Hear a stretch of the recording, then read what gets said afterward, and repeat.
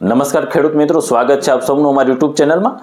મિત્રો, ગુજરાત રાજ્યના કૃષિ વિભાગ દ્વારા એક મહત્વનું પરિપત્ર કરવામાં આવ્યો છે અને આ પરિપત્ર અંતર્ગત એ જાણકારી આપવામાં આવી છે કે વર્ષ 2026-27 માટે જે ખેડૂત મિત્રો આઈ ખેડૂત પોર્ટલ ઉપર જઈ અને પોતાના ખેતીવાડીને લગતી પશુપાલનને લગતી જે સરકારની વિવિધ યોજનાઓ છે તેનો જો લાભ મેળવવા માંગતા હોય તો તેના માટે જે પોર્ટલ છે તે ખુલ્લું મૂકવામાં આવ્યું છે। મિત્રો, આ પોર્ટલ છે તે તારીખ 27/3/2026 થી 26/4/2026 એટલે કે એક મહિના માટે ખુલ્લું મૂકવામાં આવશે।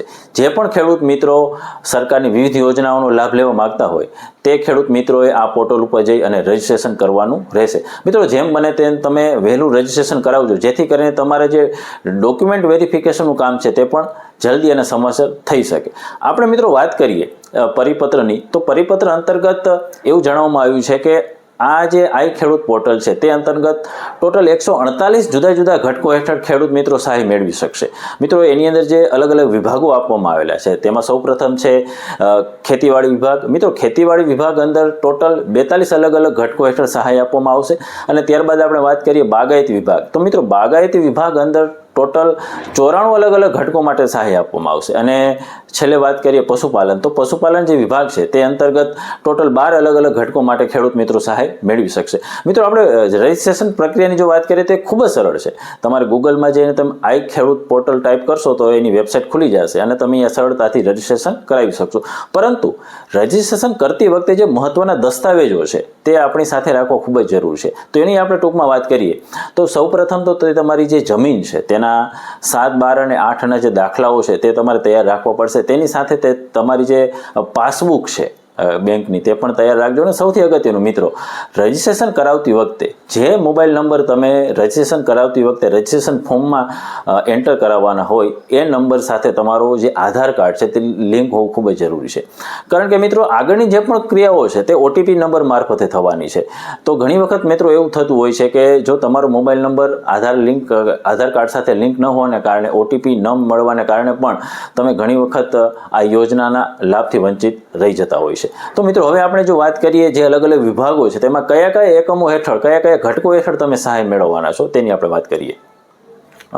મિત્રો, આપણે વાત કરીએ ખેતીવાડી વિભાગની, તો મિત્રો ખેતીવાડી વિભાગ અંતર્ગત જુદા જુદા જે 42 ઘટકો છે તે અંતર્ગત સહાય કરવામાં આવશે।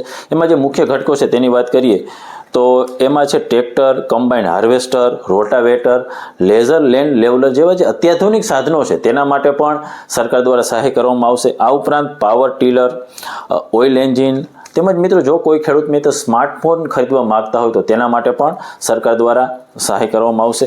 આ ઉપરાંત ખેત પેદાશોના રક્ષણ માટે ખેડૂતો પોતાના ખેતર ફરતે જો ફેન્સિંગ કરવા માગતા હોય તેના માટે, અને પાક સંરક્ષણ સ્ટ્રક્ચર અને સોલાર જે પાવર લગાવવા માગતા હોય પોતાના ખેતરમાં તો તેના માટે પણ આ એક ખેડૂત પોર્ટલ ઉપર જઈ અને તમે અરજી કરી અને લાભ મેળવી શકો છો।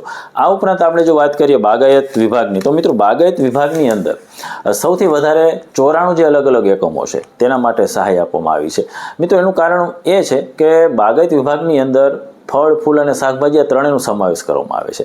આની આપણે જો ઘટકોની વાત કરીએ તો 20 PTO હોર્સ પાવર સુધીના mini tractor, net house, poly house, cold storage, ફળ, ફૂલ અને શાકભાજીના વાવેતર માટે પણ સહાય કરવામાં આવશે।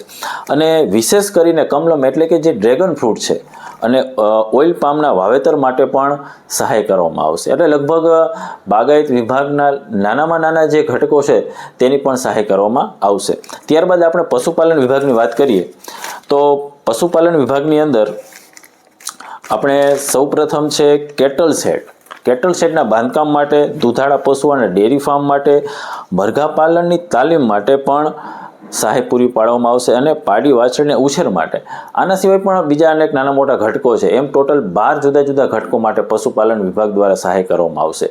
તો મિત્રો, તમે પણ જો સરકારના અલગ અલગ વિભાગ માટે અલગ અલગ ઘટકો માટે સહાય મેળવવા માગતા હોય તો તમે પણ આ ખેડૂત પોર્ટલ ઉપર જઈને તમારું રજીસ્ટ્રેશન જલ્દી ને જલ્દી કરાવી લેજો। તો તમે પણ સરકારની આ બધી યોજનાઓનો લાભ મેળવવા માગતા હોય તો જલ્દી ને જલ્દી જઈ અને તમે આ ખેડૂત પોર્ટલ ઉપર તમારું રજીસ્ટ્રેશન કરાવી લેજો, જેથી કરી અને સમયસર તમે આ સરકારી યોજનાઓનો લાભ મેળવી શકો। તો ખેડૂત મિત્રો, જો તમને અમારો વિડીયો પસંદ આવ્યો હોય તો અમારી વિડીયોને લાઇક કરજો, શેર કરજો અને સબસ્ક્રાઈબ કરજો। આભાર।